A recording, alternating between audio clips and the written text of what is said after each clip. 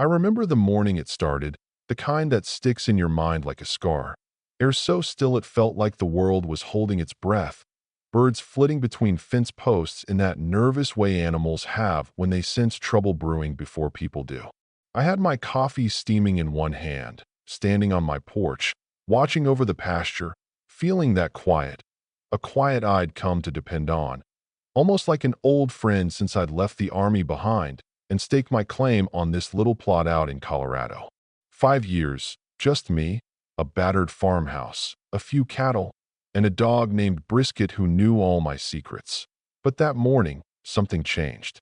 Not with a bang, but a deep, bone-rattling thud. Felt it more than heard it, like the ground itself was clearing its throat. Then the dust started rolling in over the tree-line, thick and sharp, a taste like chalk and engine oil. I climbed the fence, squinted through the haze, and saw what looked like a giant yellow excavator before it dipped out of sight. Someone was digging, big time, not the kind of hole you make for fence posts. There were no warnings, no notes on the HOA bulletin, nothing but the unsettled look of the land and a twitch in my gut that told me whatever this was, it wasn't right. I called Ben, my neighbor down the way. He hadn't heard anything, but he'd seen the dust too, felt the shake beneath his porch. Call the HOA, he grumbled, but we both laughed, not out of humor.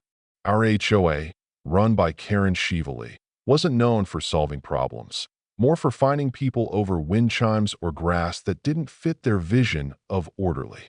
Karen carried a clipboard like it was a badge, smiled in a way that made your stomach knot, ran the place like her own little fiefdom. Still, I figured maybe, just maybe, this was bigger than her. But by day 3, it was obvious. This wasn't some backyard project. There were jackhammers, explosions, the kind that make your teeth buzz and your windows tremble. When I finally crossed through the wire cut at the property edge, I saw it for what it was, a full-scale quarry operation, men in hard hats, trucks roaring, a trailer office parked off to the side. Not a single sign. No permit posted. Nothing legal about it. I checked every county record I could. No permits, no environmental studies. I wrote a formal letter to the HOA, marched it down to their little boxy office by the pool, demanded an explanation. No answer. Not a peep. But the blasting didn't stop. If anything, it ramped up. The dust started choking the porch. Brisket began wheezing in the afternoons. My livestock spooked at every rumble, and my well water turned cloudy. That's when the last bit of patience left me. I called the county, the zoning board, environmental office. Nothing on the books. So either someone was pulling strings, or they figured nobody would push back.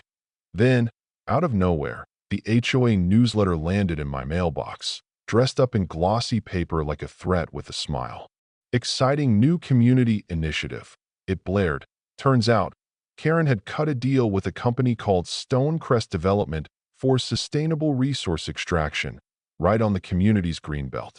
Buried in flowery language, they never mentioned the blasting, the dust, or the fact that Karen's own son, Bryce, ran the company.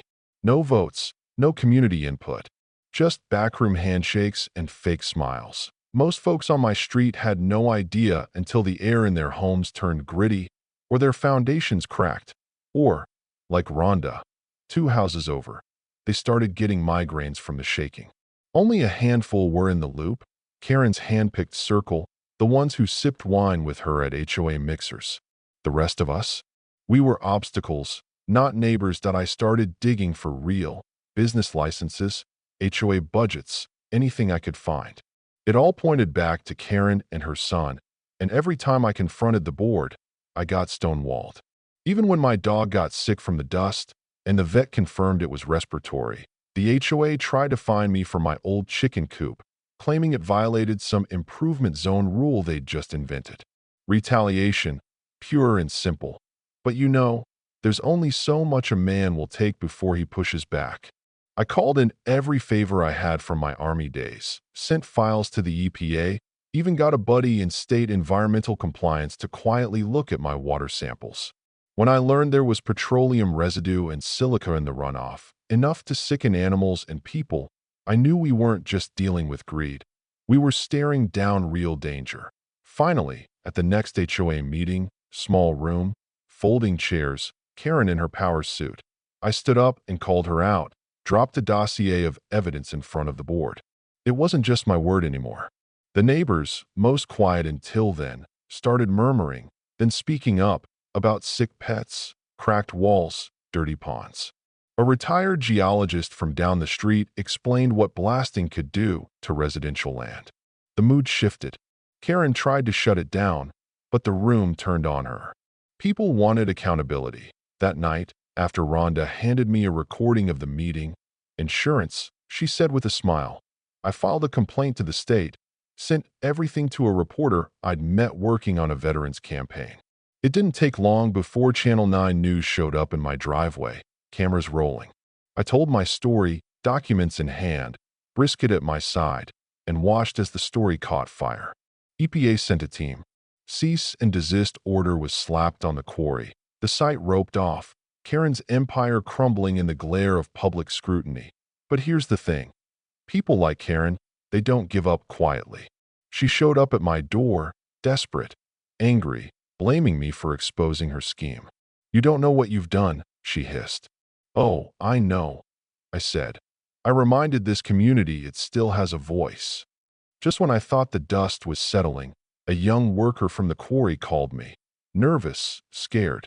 Told me the digging had gone too deep. Water was pooling underground, risk of collapse. Bryce and Karen had told them to keep quiet, keep digging. That was the final twist. This wasn't just corruption. It was dangerous, reckless, almost criminal. When the EPA returned, this time with state health officials and a county deputy, they shut down the operation for good.